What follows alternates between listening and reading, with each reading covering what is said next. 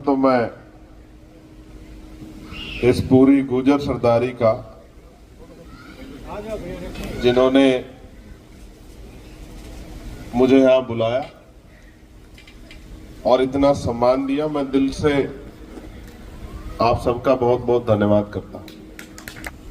बहुत लंबे समय से इस समाज का सहयोग, आशीर्वाद मेरे साथ रहा है। जैसा मैंने आपको बताया, मेरी दाईं तरफ बाईं तरफ मेरे दो भाई जो है साए की तरह मेरे साथ रहते हैं और मुझे भरोसा है कि अगर कई मौका मिला और मेरी तरफ कोई उंगली उठी तो हो सकता है कि वो उंगली मुझ तक नहीं पहुंच पाएगी, क्योंकि मेरे भाइयों का प्यार मुझे इतना है, इसमें कोई दो राय नहीं है। लेकिन नौजवान पीढ़ी जिसके कंधों पर जिम्मेदारी, आप तो सीनियर लोग हैं, नौजवान पीढ़ी जिसके कंधों पर जिम्मेदारी है,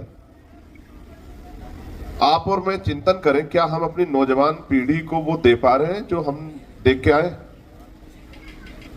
क्या हम अपनी नौजवान पीढ़ी को संघर्ष के लिए तैयार कर पा रहे हैं? प्रमोद जी कह रहे थे कि पुराने चंद्रशेखर जब अंग्रेज वो करते थे, बाबा साहब अंबेडकर ये कहा करते थे कि गुलाम को गुलामी का एहसास करा दो, वो अपनी बेड़ियां स्वयं काट लेगा। लेकिन आज तो गुलाम गुलामी में मस्त है, बिल्कुल मस्त। कि उसका सबसे बड़ा कारण मैं आपको बता रहा हूं कि हमारे नौजवान अपना इतिहास नहीं जानते। एक इतना बड़ा इतिहास है इस समाज पर। चक्रवर्ती सम्राट वीर भोज जी से लेकर और आधुनिक भारत में विजय सिंह पथिक जी हो, 1857 की क्रांति के नायक कोतवाल धन सिंह गुर्जर हो, उससे पहले वीरता, त्याग, बलिदान की मूर्ति रही मां पन्ना धाय हो। अगर हम इतिहास को नहीं जानेंगे तो फिर आने वाली पीढ़ियों को देंगे क्या? लिटरेचर तो हमारे पास नहीं है। अब तो हमारे यहाँ लेखक होने लगे हैं, चिंतक होने लगे हैं। हम लोग टीवी पे तमाम जगह बैठ के देखते हैं कि बातें होती हैं जब कोई विषय आता है। लेकिन लंबे समय पहले से जो पुराना, उस समय में हम पे कलम की ताकत थी कि हम लिख पाते। आप कभी एक छोटा सा उदाहरण बता रहा हूं, आप आज घर जाना और आप ये चेक करना, जो बात मैं 1857 की क्रांति की आपसे कह रहा हूं, जिसके नायक कौन है? कौन है? जोर से बताओ जरा। कोतवाल धन सिंह। और 1857 में गदर कहां से शुरू हुआ? मेरठ से। भाई पश्चिम के हम लोग इतना तो जानते ही हैं। और उसका श्रेय किसको मिलता है? मंगल पांडे जी को। और वो कहां के थे और उनको फांसी कहां हुई? जिस तारीख में उनको फांसी हुई उसके 1 महीने बाद एक गदर शुरू हुआ है।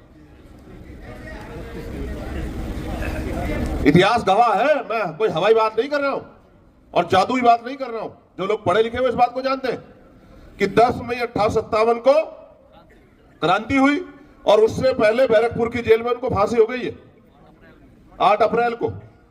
8 अप्रैल और 10 मई में कितना फर्क है? 1 महीने 2 दिन का फर्क है। लेकिन नायक कौन रहे?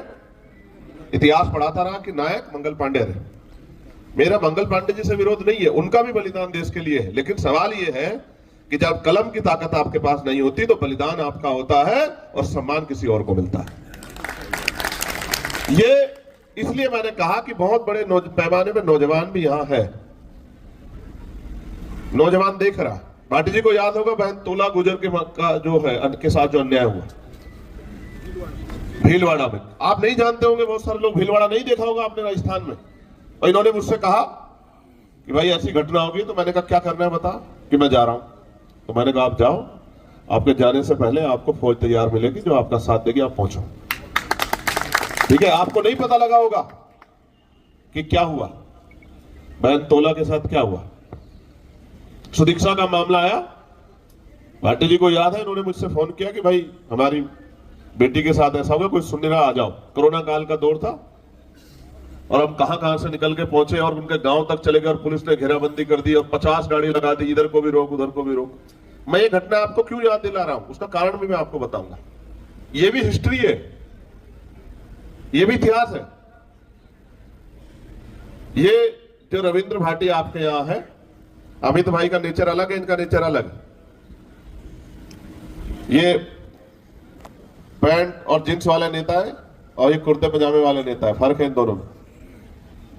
इनको मैं मनाता रहता हूं, बीमार थे, हॉस्पिटल में थे, नहीं मुझे जाना है ग्वालियर में। मैं कह रहा हूं वैन तो एक ही तो हम पे नेता है, तुम काहे को यार जो कर रहे हो, नहीं जाना है जाना है। और मैं कह रहा हूं आचार संहिता निपट जाएगा, खेल पूरा, चुनाव खत्म हो जाएगा और जेल बंद हो गए। नहीं भाई, अब देखो समाज की इज्जत का मामला। तो मैंने कहा फिर अकेले क्यों, हम भी चलेंगे साथ, चलो।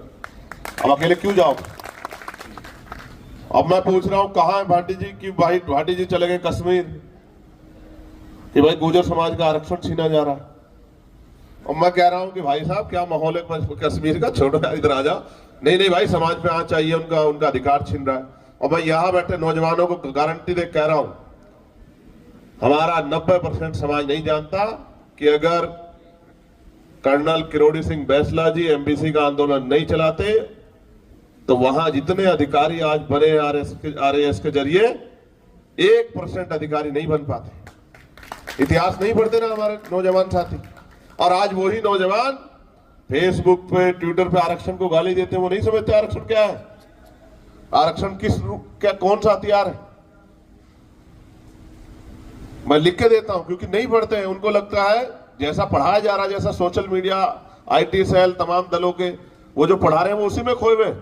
उनको नहीं पता कि ये जो पिछड़े वर्ग का आरक्षण है, इसने हमें मंडल कमीशन के जरिए पैरों पे खड़ा किया है। वरना गांव का प्रधान से लेकर आज जो आईएएस आईपीएस बनने में जो आरक्षण मिलता है, ये किसी भी कीमत पे, ये जो सत्ता में लोग थे हमें किसी भी कीमत पे नहीं देते। तो हम अपने अधिकारों को जानते ही नहीं है ना। वो ये भी नहीं जानते कि 76 गुर्जर समाज के लोगों के खून से होली किसने खेली थी राजस्थान में, वो नहीं जानते। किसी पे धर्म का भूत सवार है, किसी पे किसी और चीज का भूत सवार है। मैं इसलिए तो कह रहा हूं इतिहास पढ़ना चाहिए। आप यहां तमाम लोग बैठे, बताओ किसने चलवाई थी गोली, वो कौन सी पार्टी की सरकार थी, बताओ। पहले ये बताओ, आप बड़े हो, मेरी बात गलत हो तो रोक देना।